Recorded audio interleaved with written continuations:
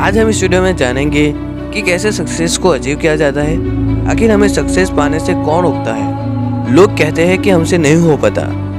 जब भी हम कोई गोल अचीव करने जाते हैं तब कोई ना कोई हमारा रास्ता तो रोक ही लेता है। कभी पेरेंट्स कहते हैं रहने दे, ये तुझसे नहीं होगा। कभी दोस्त कहते हैं ये तू नहीं कर सकता। कभी दुनिया हम पर हंसती है। आज की कहानी सुनने के बाद आप उन सारे लोगों को भूल जाओगे जो आपको आगे बढ़ने से रोकते हैं। दोस्तों, कहानी छोटी है लेकिन सीख बहुत बड़ी देती है। कहानी शुरू करता हूँ एक मेंढक से। एक लेक था, यानी कि बहुत बड़ा तालाब था। उस तालाब में बहुत सारे मेंढक रहते थे।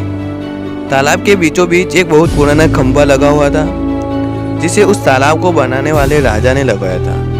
खंभा काफी ऊंचा था, उसकी सतह भी बिल्कुल स्मूथ थी। एक दिन मेंढकों के दिमाग में आया कि क्यों ना एक रेस करवाई जाए। रेस में हिस्सा लेने वाले पार्टिसिपेंट्स को खंभे के ऊपर चढ़ना होगा और जो सबसे पहले एक ऊपर पहुंच जाएगा वही विजेता माना जाएगा। रेस का दिन आ पहुंचा। चारों तरफ भीड़ ही भीड़ थी।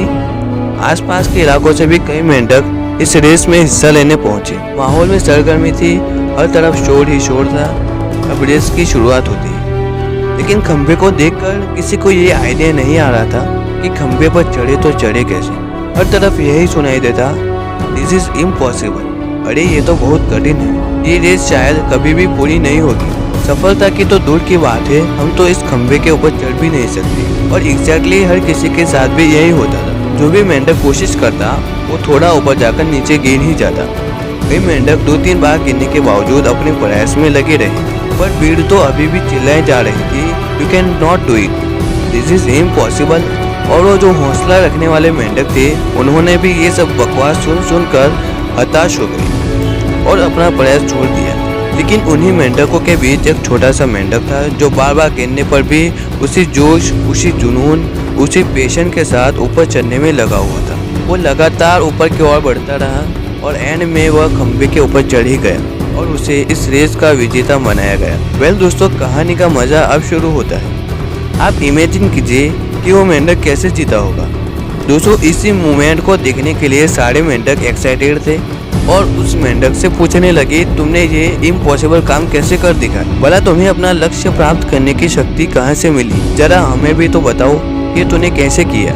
दोस्तों, तभी पीछे से आवाज आती है, अरे वो पागल मेंढक, तू किससे बात किया जा रहा है? वो मेंढक तो बहरा है। दोस्तों, इस कहानी को जरा डीप में सोचोगे तो आपके माइंड में ये सवाल आता होगा कि आखिर वो मेंढक ही क्यों जीता? बाकी मेंढकों ने भी तो बहुत मेहनत की थी। लेकिन दोस्तों, मैं आपको बताऊं कि जब सारे मेंढक संघर्ष कर रहे थे तभी आसपास से पुकार आती है कि ये तो नहीं कर सकता। बस इसी लाइन को उन्होंने सीरियस ले लिया और फेल हो गए। ठीक इसी तरह हमारी जिंदगी में भी ऐसा ही होता है। अक्सर हमारे अंदर अपना लक्ष्य प्राप्त करने की काबिलियत होती है, पर हम अपने चारों तरफ मौजूद नेगेटिविटी की वजह से खुद को कम समझ बैठते हैं और हमने जो बड़े बड़े सपने देखे होते हैं उन्हें पूरा किए बिना ही अपनी जिंदगी गुजार देते हैं। आपको सचमुच में सफल बनना है तो ये one of the important formula है कि आपको बहरा बनना पड़ेगा। तुम्हारे आसपास क्या हो रहा है उसे भूलकर तुम अपने काम में लगे रहो। मेरा मानना है कि सफलता तो क्या, सफलता का पूरा परिवार तुम्हारे कदम चूमेगी।